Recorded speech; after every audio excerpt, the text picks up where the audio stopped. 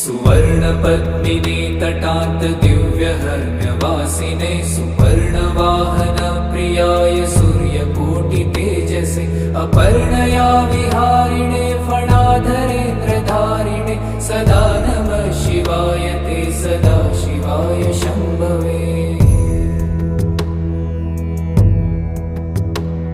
सतुङ्गभङ्गजह्नुजा सुधांशुखण्डमौलये पतङ्गपङ्कजासु हृत्कृपीठयोनिचक्षुषे भुजङ्गराजमण्डलाय पुण्यशालि बन्धवे सदा नमः शिवाय ते सदा शिवाय शम्भवे।